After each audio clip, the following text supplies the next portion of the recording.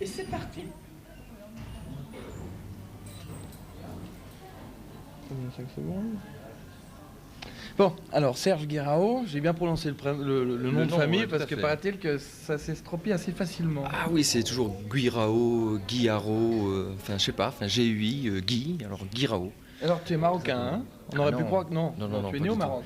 Non, je suis né au Maroc un peu par accident d'ailleurs, parce que mes parents étant des réfugiés espagnols, ils ont atterri au Maroc un peu par hasard et je suis né là-bas. Et ensuite on est allé à Toulouse, qui est une ville qui était considérée comme la capitale de la République espagnole, vu la proximité des Pyrénées et la concentration de républicains espagnols. Donc voilà, enfin, je suis d'origine espagnole. Alors tout ça s'est passé un peu sans que tu le veuilles. Tu es d'origine espagnole, tu as vécu au Maroc, tu arrives à Toulouse qui était une Ouais. capitale espagnole. Mais finalement, tu as gardé quand même des racines plutôt hispaniques que marocaines. Déjà dans ta musique, déjà. Ah, surtout hispanique, oui, dans ma musique, oui. Ouais. Ben oui, moi, je sais pas, quand je suis sorti du conservatoire, j'ai eu envie un peu de retrouver mes racines. Et puis j'ai commencé par mettre en musique des poèmes espagnols. Et puis de ce fait, je suis allé à Madrid présenter ces chansons et je suis resté là-bas quoi. Pendant 6 ans. J'ai accompagné un chanteur qui s'appelle Miguel Bosé. Ouais. Et puis À la base d'ailleurs. À la basse, Ouais. voilà. Et puis ensuite, amour. voilà, tout à fait. Pas Miguel Bosé, la basse. Hein, oui, la basse, bien sûr. Et ensuite, un chanteur argentin qui s'appelle Alberto Cortés, qui lui m'a baladé un peu dans tous les pays de langue espagnole. Alors en fait, tu as redécouvert tes racines par rapport à la musique. Tu es retourné Par rapport à la musique et parce que j'avais envie de... je connaissais pas l'Espagne, étant donné que mes parents étaient ouais. réfugiés, donc ils n'avaient pas le droit d'aller en Espagne. Donc ils m'en parlaient, pour eux c'était une obsession, quoi. Ils avaient envie de revenir dans leur pays, et donc c'était un peu le sujet permanent à la maison. Et un jour j'ai dit, bon mais qu'est-ce que c'est, d'où je viens moi. Donc j'ai essayé d'aller en Espagne et d'une part de retrouver la famille qui était restée là-bas, la famille de mon père. Et puis d'autre part de connaître ce pays-là. Enfin, et là je suis allé d'abord en Andalousie, qui est vraiment pour moi un peu l'âme de l'Espagne. Et puis ensuite je me suis installé à Madrid où là j'ai travaillé en tant que bassiste et en tant que choriste dans des studios d'enregistrement et tout ça, quoi. Tu penses que sans ce voyage en Espagne qui t'a fait retrouver tes racines, en fait, est-ce que tu aurais pu devenir ce que tu es maintenant? Est-ce que tu aurais eu le même état d'esprit pour aborder le métier que tu fais? Je pense pas, parce que en fait, c'est surtout ce qui m'a beaucoup influencé, c'est le fait d'être allé en Amérique latine, d'avoir passé 3 années dans ces pays-là. Et là, j'ai découvert tous les folklores un peu de ces pays, le tango, enfin je sais pas, enfin la salsa, etc., salsa cubaine, portoricaine. Et là, j'ai ramené vraiment une valise pleine d'idées, pleine de disques, et j'ai en quelque sorte digéré tout ça et j'ai eu envie, sous forme un peu de réminiscence, quoi, hein, c'est-à-dire avoir un peu ça fait partie un peu du souvenir. J'ai eu envie d'introduire toutes ces connotations latines dans la musique que je compose.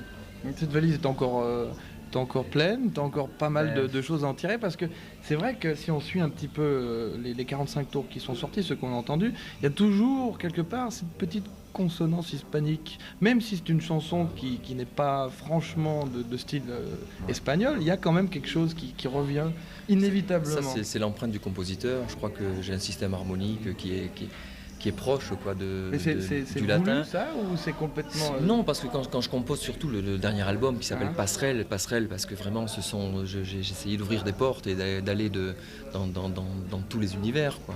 Donc plonger dans des univers très différents. Mais c'est pas vraiment voulu, quoi. C'est comme ça, quoi.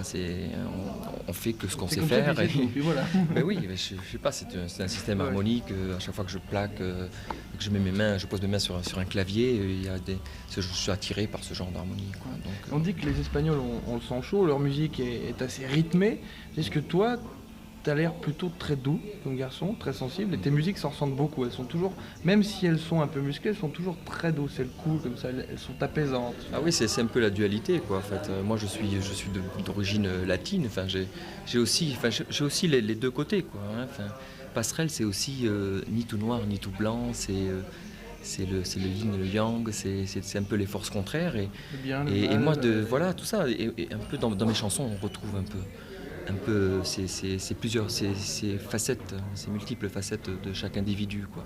Hein, chaque individu porte un masque, et soit par rapport à lui-même, soit par rapport aux autres, et ce masque de temps en temps on l'enlève et quand on l'enlève, il y en a encore un dessous. Et je sais pas, on est fait on est une machine assez complexe, quoi. Surprise, comme ça, chaque fois.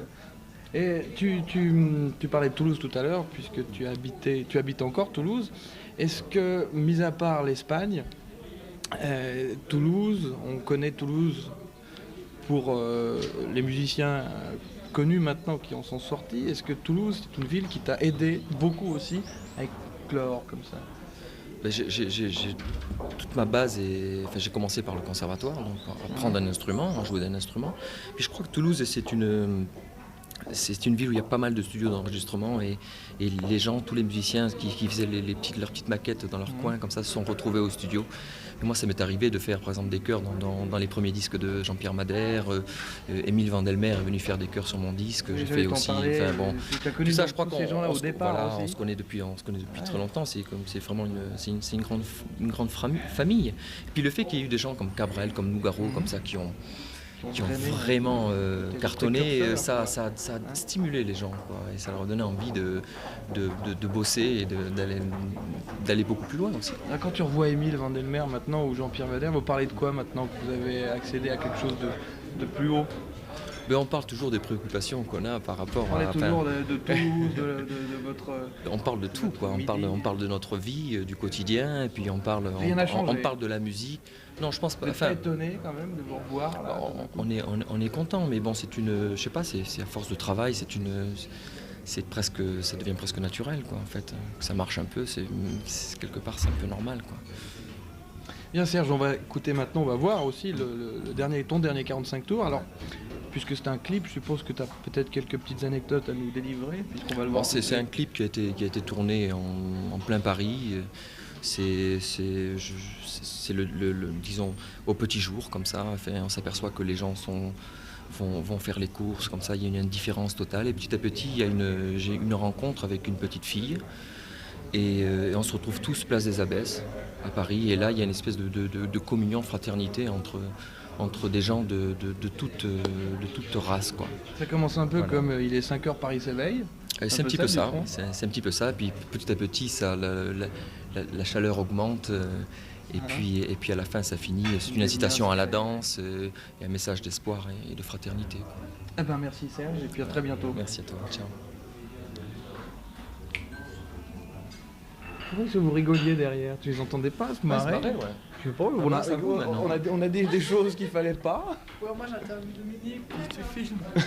Non, c'est à vous, Non, c'est le contre. Alors Dominique, c'est condamné. Ah ouais, non, c'était... Enfin, je sais pas, pour moi oui, parce que j'en ai pas fait toute la journée.